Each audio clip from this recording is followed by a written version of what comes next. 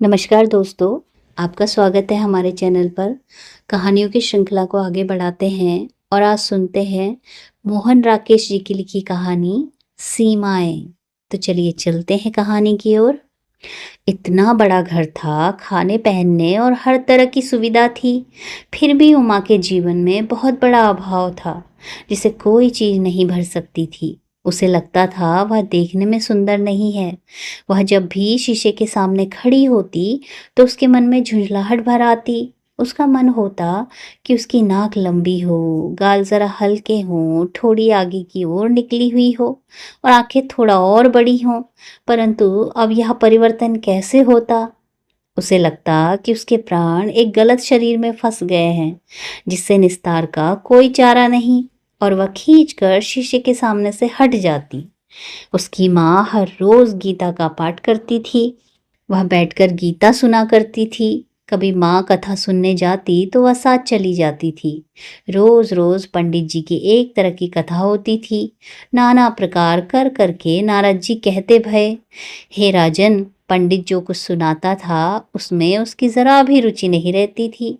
उसकी माँ कथा सुनते सुनते ऊँघने लगती थी। वह दरी पर बिखरे हुए फूलों को हाथ में लेकर मसलती रहती थी। घर में माँ ने ठाकुर जी की मूर्ति रख रखी थी जिसकी दोनों समय आरती होती थी। उसके पिता रात को रोटी खाने के बाद 84 वैष्णवों की वार्ता में से कोई वार्ता सुनाया करते थे। वार्ता के अतिरिक्त जो चर्चा होती उसमें सतियों के चरित्र और दाल आटे का हिसाब, निराकार की महिमा और सोने चांदी के भाव, सभी तरह के विषय आ जाते। वह पिता द्वारा दी गई जानकारी पर कई बार आश्चर्य प्रकट करती, पर उस आश्चर्य में उत्साह नहीं होता था। उसे मिडिल पास किए हुए 4 साल हो गए थे। तब से अब तक वह उस संधिकाल से गुजर रही थी जब सिवाय विवाह की प्रतीक्षा करने के जीवन का कोई और ध्येय नहीं होता। माता पिता जिस दिन भी विवाह कर दे उस दिन उसे पत्नी बनकर दूसरे के घर में चली जाना था।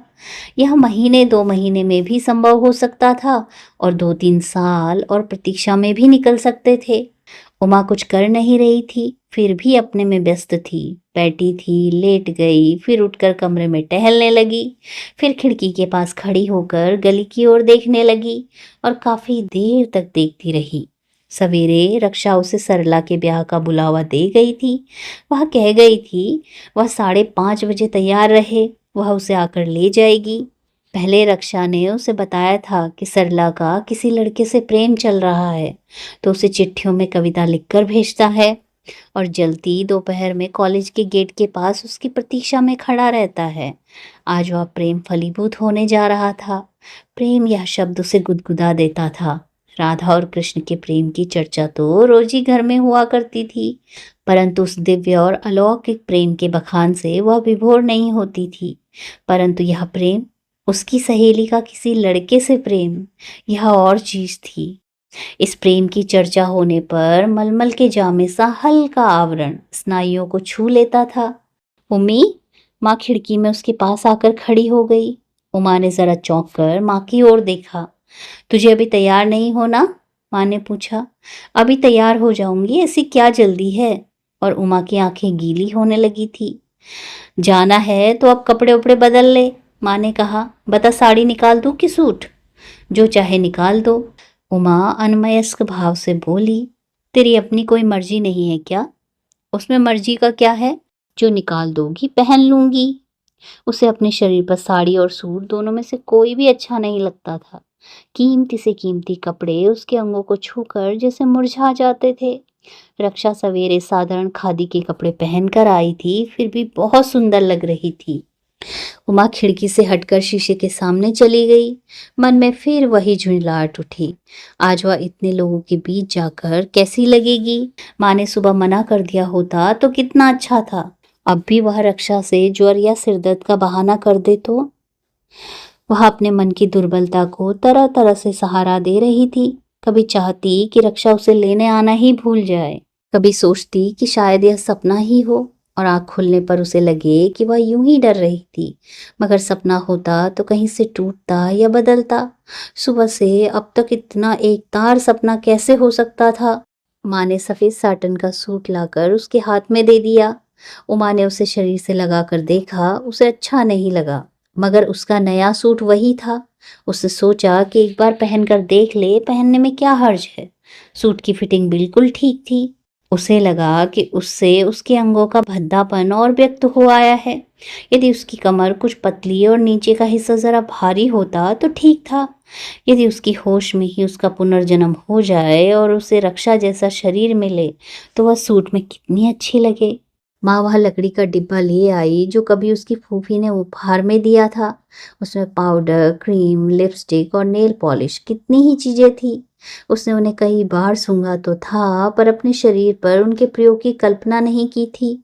उसने माँ की ओर देखा। माँ मुस्कुरा रही थी। यह किसके लिए लाई हो? उमा ने पूछा। तेरे लिए और किसके लिए? माँ बोली। ब्याह वाले घर नहीं जाएगी क्या? तो उसके लिए इस सब की क्या जरूरत है? वैसे जाना लोगों को बुरा लगेगा, घड़ी दो घड़ी की तो बात है। लाला जी ने देख लिया तो? वे देर से घर आएंगे, तू लौटकर साबुन से मुंह हाथ धो लेना। परंतु उसके मन का परंतु नहीं निकला, पर वह मना भी नहीं कर सकी। उसकी इच्छा न हो ऐसी बात नहीं थी, पर मन में आशंका भी थी। वह उन चीजों को अनिश्चित सी देखती रही।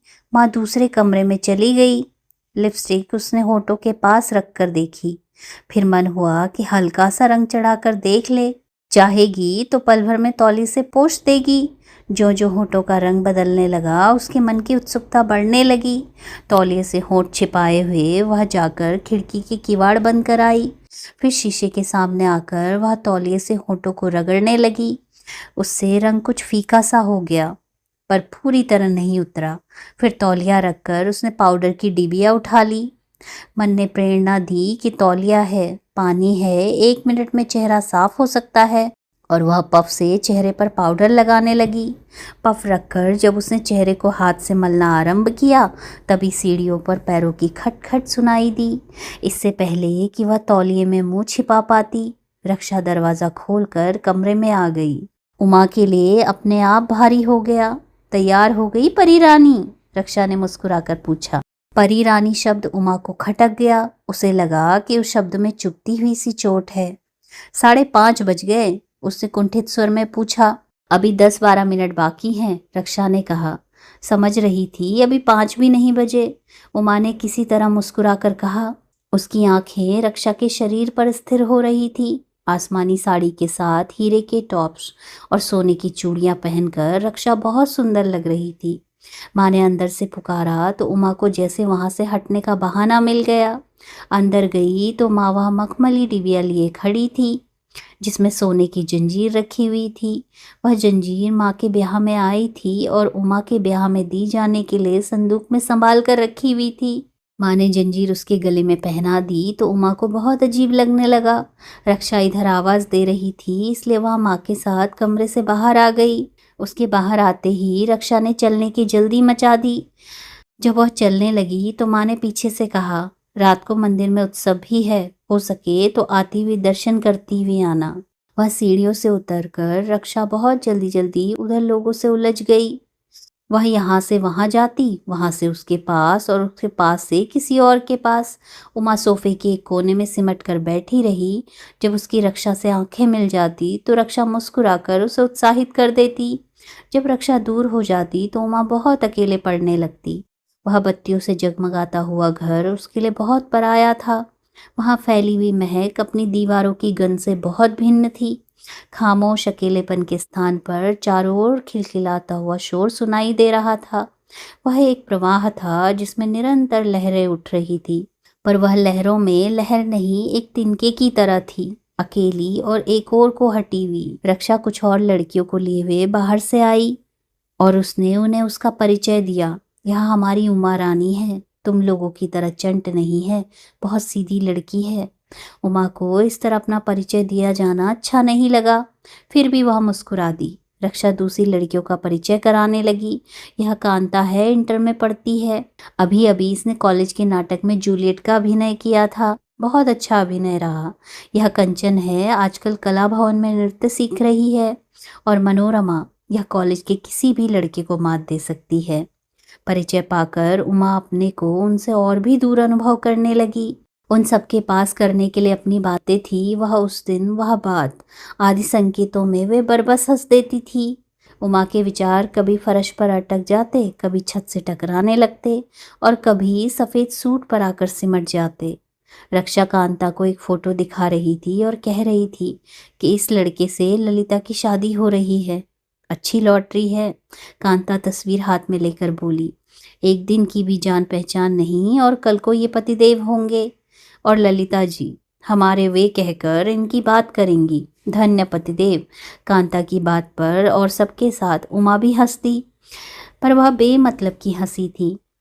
उसे हंसने के लिए आंतरिक गुदगुदी का जरा भी अनुभव नहीं हुआ था। उसके स्नायु जैसे जकड़ गए थे, खुलना चाहते थे लेकिन खुल नहीं पा रहे थे। बात में से बात निकल रही थी, तभी कोई बात स्पष्ट कही जाती।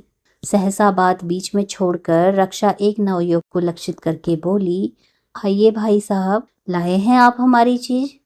भाई माफ कर दो, नवयुवक पास आता हुआ बोला, तुम्हारी चीज मुझसे गुम गई है। गुम गई? साथ आप क्यों नहीं गुम गए? रक्षा धृष्टता के साथ बोली। अपना भी क्या पता है, नवयुवक ने कहा। इंसान को गुम होते देर लगती है क्या? नवयुवक लंबा और दुबला पतला था और देखने में काफी अच्छा लग रहा था।